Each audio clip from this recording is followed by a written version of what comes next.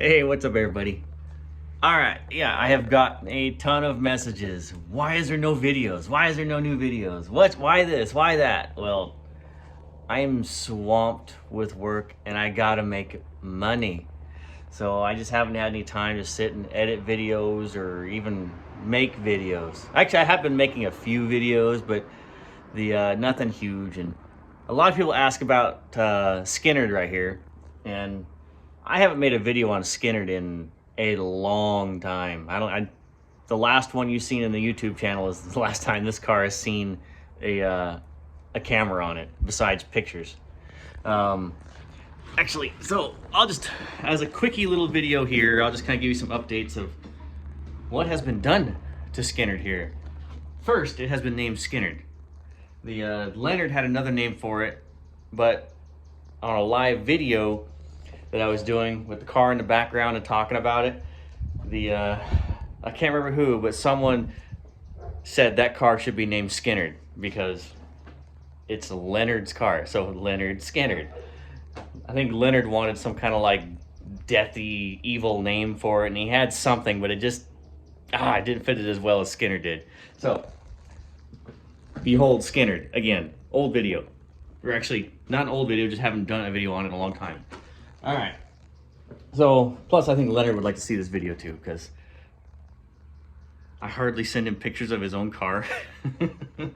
Sorry, Leonard, but he usually just posts it up on Instagram and he gets to see his own car on Instagram. Obviously, there's a Hellcat in it. And I tore the engine down a little bit, pulled the blower off, painted the block black, and then we had everything's kind of dirty right now because it's been dusty and windy lately, but had the valve covers powder coated black. The conversion oil pan, that has been powder coated black. Let's see, I went ahead and made a whole bracket setup to hold the heat exchanger, and this is a beefy heat exchanger. This thing has dual fans on it. It's an AFCO setup. It's a dual pass AFCO with dual fans. I made a little bracket here that actually holds the heat exchanger and also acts as the valence support and the grill support at the same time, because the original grill and valence support had to get cut out. Yeah, I got a little sprinkled on because, well, I was in the middle of making this carport doohickey thingy, so. But all that has to get powder coated anyway, so big deal. Let's see, we have installed a whole vintage air system. Actually, we'll just leave it at the front, because otherwise I'll be bouncing all over this car. So, yeah, we installed vintage air in this thing. I got the whole pulley set up for it, and Leonard had put some aftermarket aluminum pulleys on it, which was like a huge weight mod, because those factory iron pulleys were huge and beefy and weighed a lot. I got nothing on my teeth, do I? No. Okay, I'm good. All right. So we did that. I'm in the middle. I just mounted the oil filter relocator, and I just made all the power steering lines for this. Let's see. I made all the brake lines. We got a manual brake set up with a line lock. Leonard had his 3-speed wiper restored. See, mentioning the AC lines, I just got these in the mail. So these are the adapters I needed to finish making the AC lines. So now I can do that. You'll see the cherry pickers right here and the engine hoist, and the reason that's sitting right here is because I got to yank the engine back out. I have to modify a set of headers so that way they'll work with the passenger side starter. So we have the factory bell housing on this, which the starter is on the passenger side, and in order to make that work, see, I made a little bracket deal. I took a factory deal and made it to where it'll work with the conversion oil pan and all that and whatnot. So, man, these rotors got ugly looking just from water splash on the ground. But it's got all QA1 shocks, QA1 upper control arms. It's got some adjustable strut rods. It has the gusseted lower control arms. I made a bracket here to stiffen the front clip. You'll see that. There's all the AC lines. Let's see, yep. And then it's all it's subframe connected with torque boxes. Let's see, what else we got on here? Oh, we got the QA1. I think it's a QA1. Yep, the QA1 adjustable tie rod sleeves. All right, here I had to cut the hell out of the torsion support in order to make this transmission fit in here.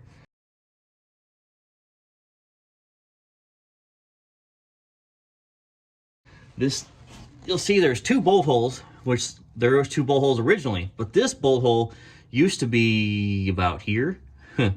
So I think I had to cut 3 inches out of both sides of the torsion support. And then I don't like those aftermarket deals you can buy to mount these transmissions in these cars. You know, it goes underneath it, and if you put a transmission mount like this underneath this, look how low it's going to sit. So that's no bueno. So what I did is I made this bracket here, pulled the transmission mount farther back, and then made this little saddle here. So that, and then welded a new sleeve in here, welded it, and so now this is my new transmission mount. It's pretty beefy, looks good, and it still has room for the exhaust. I think next time what I would do is I would just unbolt this tail housing, and I would weld an adapter, or I would weld a plate, box in and everything to the back of the transmission, so that way I can just use this Chevy mount, and the Chevy mount will just bolt to the back of the transmission, and then that would be all good. So I think that's what I'm going to do next time. Let's see, we got the tranny cooler mounted. I know this is a manual trans, but the Hellcat trans has a factory oil cooler. So put some adapters on it, ran the lines, and it's right there. You can see one of the lines here.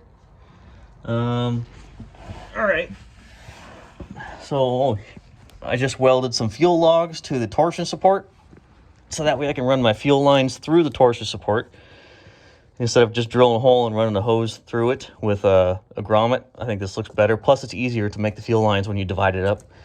And that all runs up to the fuel pressure regulator up there. You probably saw that earlier. And then we'll follow this on down. This whole thing is just being recorded with my phone, so sorry for the whole jittery thing, but I don't feel like getting the GoPros out and going through all that and editing, so tough it out. Yep, see, we got our EFI fuel filter. Ugh. See, I'm trying to worm my way down back here. Fuel lines go over, and this is actually, this looks like a stock tank, right? But it's not. This is actually the Aeromotive Hellcat conversion tank. So it's got a pretty badass pump in here that'll support like 1,200 horse or 1,000 horse, something like that.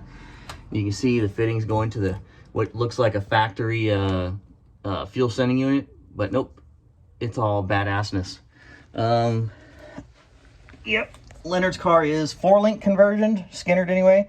So it's got the coilovers, and then what I don't like about this company, they wanted you to bolt this all the brackets to the frame rails. So they wanted you to Swiss cheese the thing out with self-tapping bolts, and I thought that was stupid as shit. So what I did is I cut this, made it long, cut the tube, made it longer by like 1/4 inch so it actually fit the frame rails correctly, and then I plug welded the whole thing. So the whole 4-link kit is welded in, except for the adapters on the rear axle. That's just bolt on with the axle U-bolts. We got a 373 locker in here. So that's a all rebuilt third member with 373s and a good old locker. No more sure grip. Let's see. All right, let me get out from under this thing. Wiggle my way out of here. And we shall move on to the interior. Oh, this thing is dirty. Can't wait to get the other carport built so everything will be covered again. All right, so we got the speakers on the ground there because I had to modify the package tray to put the to get those speakers to fit in there. I have a new package tray for it. I just haven't got it recovered yet. We're gonna get it wrapped in vinyl. Got a new headliner in this thing. Got a custom carpet made for it. As you can see, the trans tunnel in this thing is ginormous because the transmission is ginormous. The whole thing is dynamated, the doors, all that crap. You can see, there we got the vintage air. Leonard's got his 4-speed pedals restored. He's got one of those fancy doohickey gauge cluster thingies. He's got a, not a restored, but a Bluetooth conversion factory AM radio. So basically they take the guts out of the factory radio and they put newer guts in it. I can't remember the name of the gauge cluster. Anyway, it's fancy schmancy. Looks kind of factory, but fancy schmancy. All electronic. All right. Now, we'll go to the back.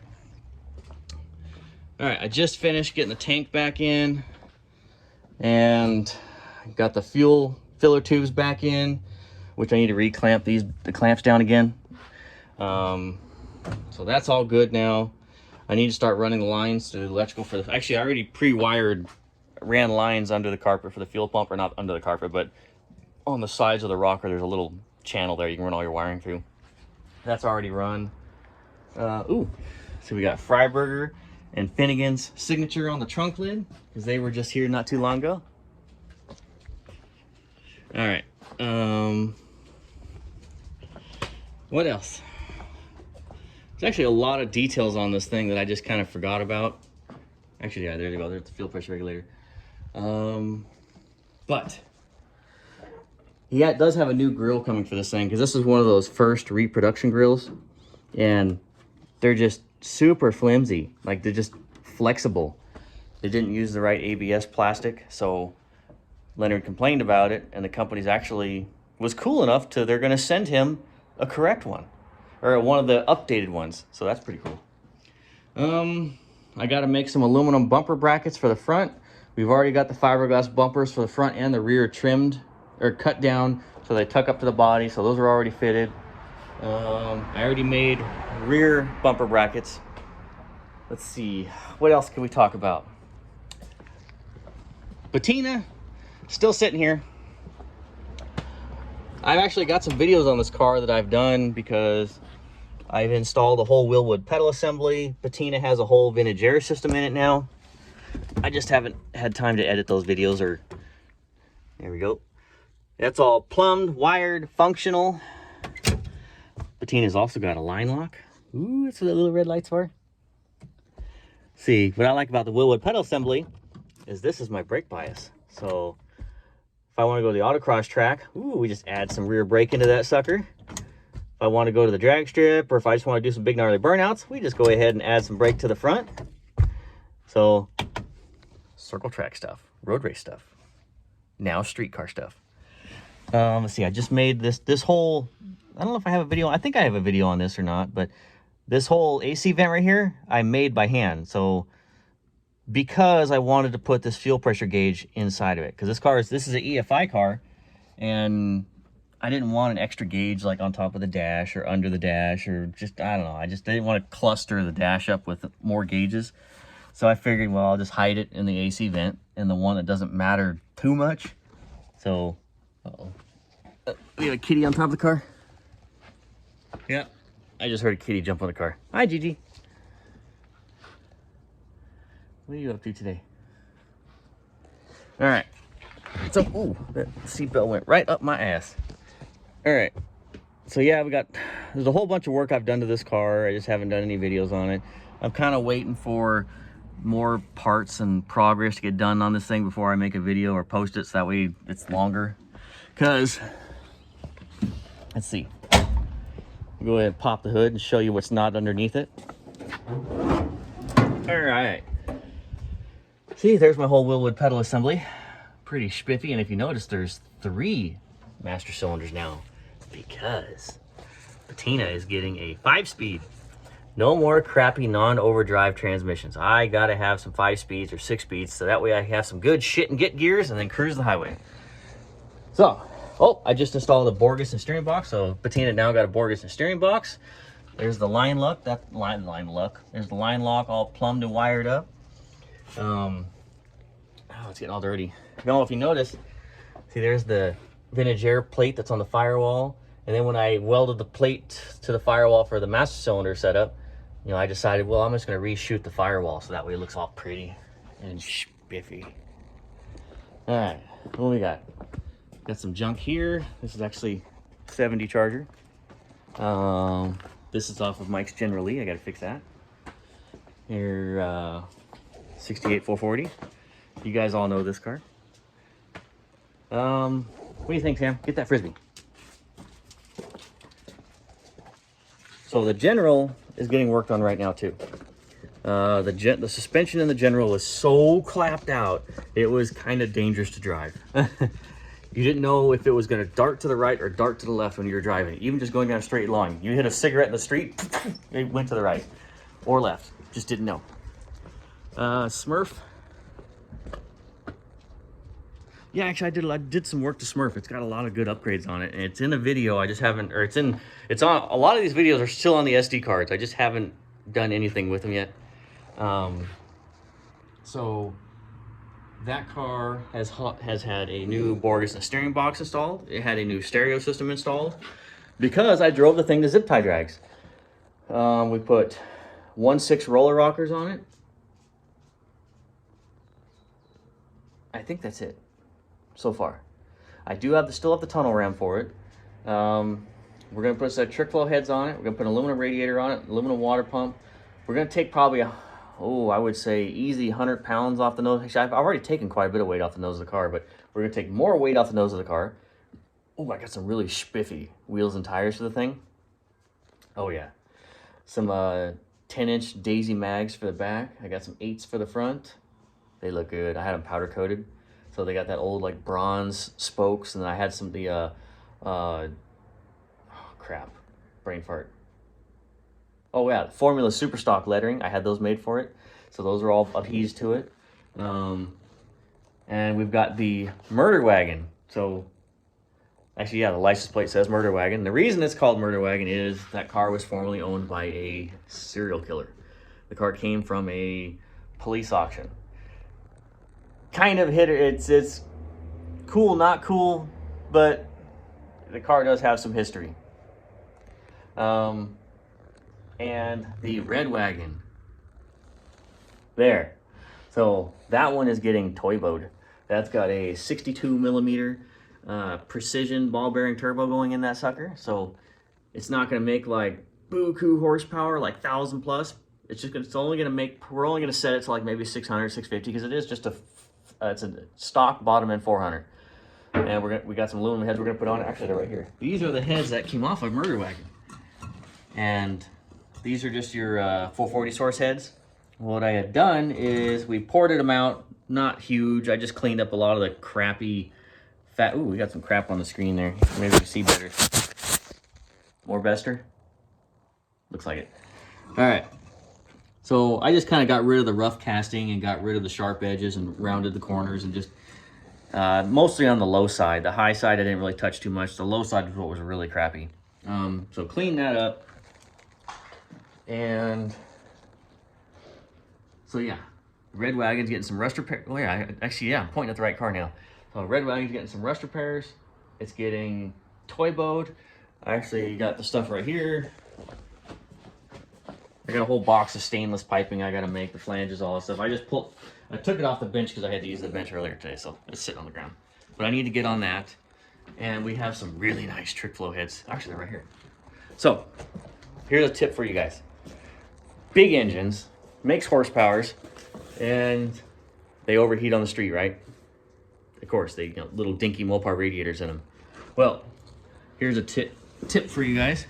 Ceramic coat your combustion chambers and the exhaust runners. See, the whole exhaust runner is ceramic coated, so is the valves.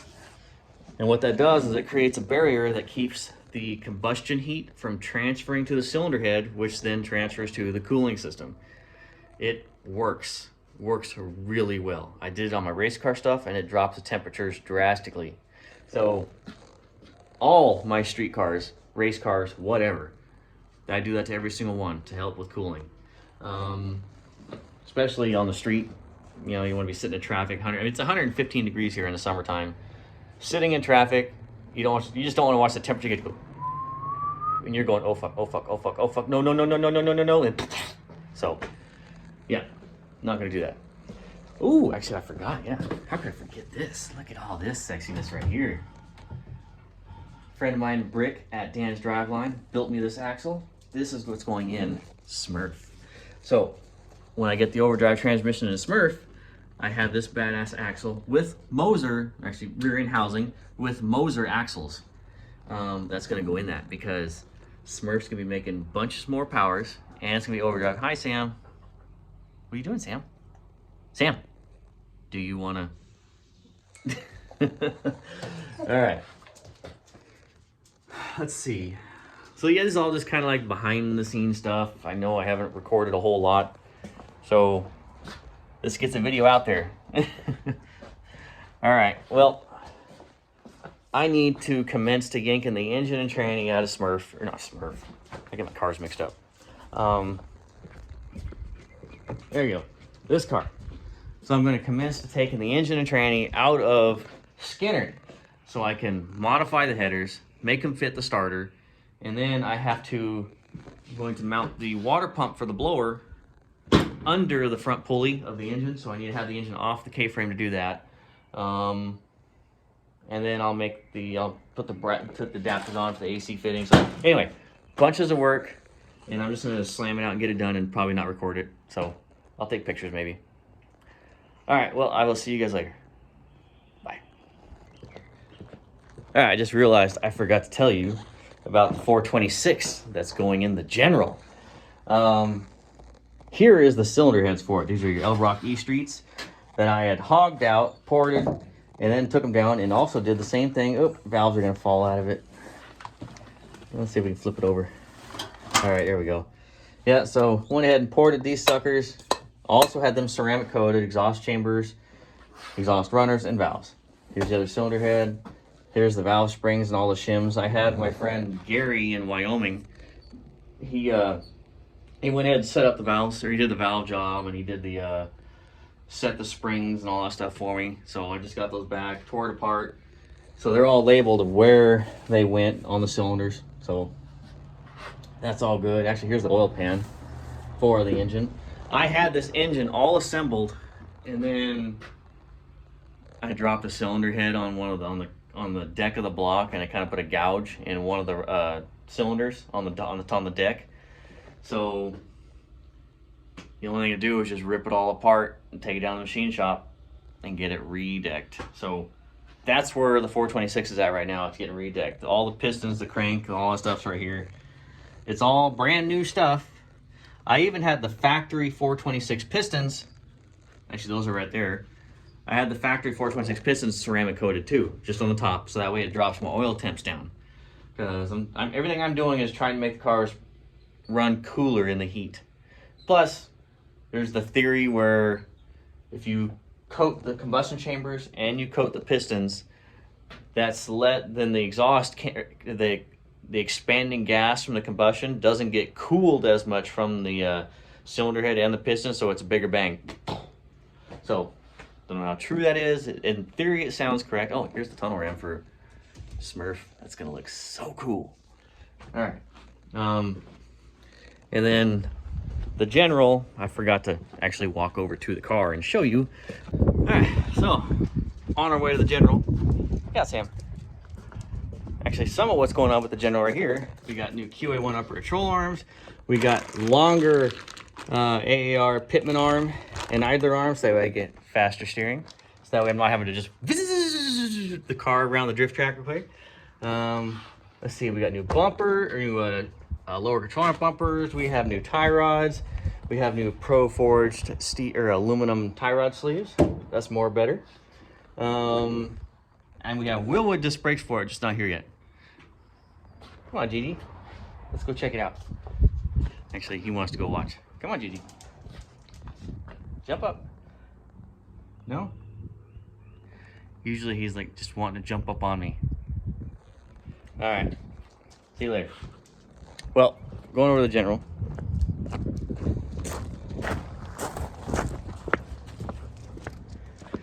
Okay. Here's some of the mess we got here. Like I said, we got new beefy lower control arms. We got a beefier, hi Sam. We got a beefier strut rod. Pressure wash this whole thing. The motor in the General, or engine, I know people don't like hearing me say motor. The engine in the General is clapped out. This thing smokes so bad. It's got so much. It doesn't smoke too much out the exhaust. It's a blow-by out the crankcase. But the new QA1s are going on here, the wheel-lid disc brakes. So that'll give me 3 degrees more caster, and which will be better on the autocross track and for drifting. Oh, now you want to come over here. See, yeah, I see how it is. We're just gonna leave the old gas adjust shocks on it, and then I don't really want to put a big beefy sway bar on it because it's so funny to see this car just roll around the autocross track, and then it actually picks the left front tire up off the ground when you're on the throttle and got it pinned and fully yawed out. The left front tire is up in the air, so I kind of want to keep that. It's just cool looking. But yes, the general. Oh, this thing's shaking around a lot, huh? So the general's getting fixed. And that's pretty much it for now, I guess. So I will get on editing those videos. I have several that I just have not edited yet. And I will try and get those posted up. In the meantime, try and suffer through this shaky video to tide you over for a little while. So, all right, guys. See ya.